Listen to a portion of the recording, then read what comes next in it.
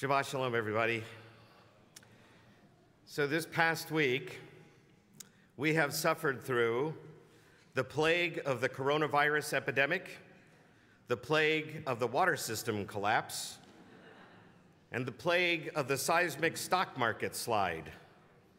So perhaps it's not the best week for me to suggest that we don't experience the kind of drama our ancestors did before they left Egypt.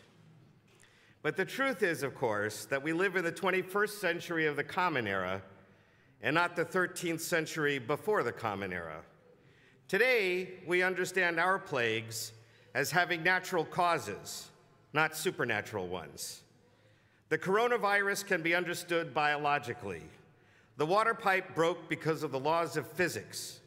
And the stock market correction, well, that was caused by human panic, or at least the human assessment of the damage the coronavirus might do to our economy. The point is, we have reasons to explain the plagues of our day. They're not supernatural interventions from the Almighty. Our ancestors encountered God's presence in an extraordinary display of lightning, thunder, and earthquake at Mount Sinai. They knew God was there. They felt it in their bones. And when it came time to prepare to travel away from Sinai, they wanted to bring God's presence along with them. So they built a home, a sacred space, a portal, if you will, through which they could connect with the creator of the universe. In our Torah translations, we often call it the tabernacle, which is really just a fancy word for tent. The detailed instructions we began to read today.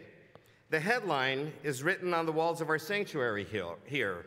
Let them build me a sanctuary that I may dwell among them.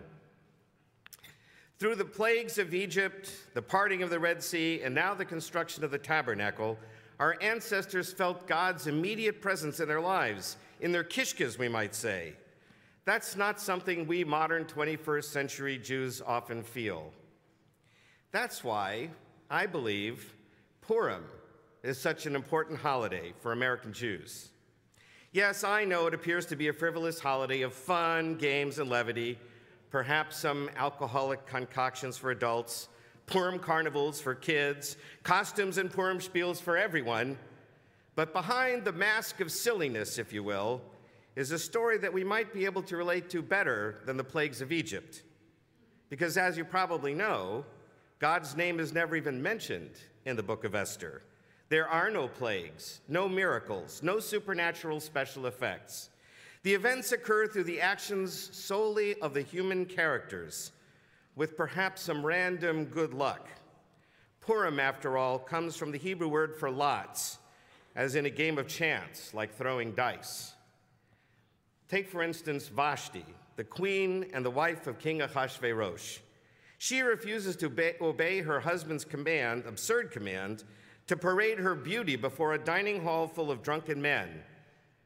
Poor Vashti has for too long been seen as, at best, a practically insignificant character in the story, or at worst, a naughty person for not obeying her husband. Really? Now we can appreciate her apparent common sense and moral courage, not to mention her role as the first champion of women's rights. But the point is that she made a decisive decision, and her decision set in motion the chain of events that brought Esther to the throne. Had there been no Vashti, there would have been no Esther. Mordecai, apparently some kind of courtier, encourages his niece to apply for the job of queen, and Esther bravely accepts this challenge and ingeniously engages the support of Hegai, the person in charge of the king's harem. Although as children the story is told as some kind of a beauty contest, Esther actually uses her intelligence and wisdom to gain the attraction of the king. Mordecai happens to overhear a plot to assassinate the king, which he reports to Esther, who tells Ahasuerus, thus saving the king's life.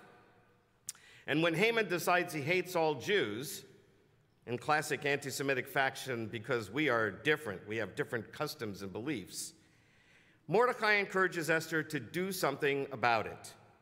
And she, in turn, asks all the Jewish people, to fast for 3 days before she approaches the king. So the entire community takes a specific action thus participating in the process of redemption. And then Esther, knowing her husband and king so well, devises a plan she knows he cannot resist: a special banquet with lots of drinking for just the king, the queen, and Haman. After which she suggests a second banquet for the following night. And finally, she tells the king of Haman's evil plan. So the king chooses to execute Haman instead, and now we celebrate the victory for every year after that. Each of these events happens not because God imposed some supernatural special effects, but because real human beings chose to act with courage and valor. This is a dramatically different story than the story of the Exodus from Egypt. In the Exodus, God intervenes, as I said earlier, with 10 plagues, the parting of the Red Sea. When there's no water, God provides water. When there's no food, God provides manna. When the people want to experience God, they get to Mount Sinai. But in the book of Esther, God is noticeably absent. Which of these two narratives, these two stories, feels more like today? Esther is a story that we can relate to because God is not directly intervening in the action. If something is going to happen in the book of Esther, it happens because a human being chooses to make it happen. That's our world. If we want to do something about the coronavirus, we will have to do it ourselves. Take protective precautions to prevent its spread, ramp up medical care facilities to treat those who are stricken by it, educate people about how the virus is transmitted, what its symptoms are, and where to go for help. If we want to do something about breaks in our water mains, we hire engineers and construction crews to fix the problem. We engage healthcare specialists to test the water. We boil the water before we drink it until we're sure it's safe to drink, and so on. If we want to do something about the stock market, well, I'm not going to give advice about the stock market. I don't have a broker's license. But I am told the first thing is, don't panic, just like it says on the cover of The Hitchhiker's Guide to the Galaxy. I see some people got that. The point is, we live in a world not unlike the book of Esther. If we want something good to happen in the world, we need to be a part of making it happen ourselves. And maybe we will find along the way that luck, that Purim, the dice, that will give us an assist. And maybe, as hinted in the book of Esther, it's not really luck, but divine assistance or inspiration that will help us. I want to leave you, though, with one thought. Even in the book of Exodus, where God seems to be omnipresent, human beings are still essential characters in shaping the course of events.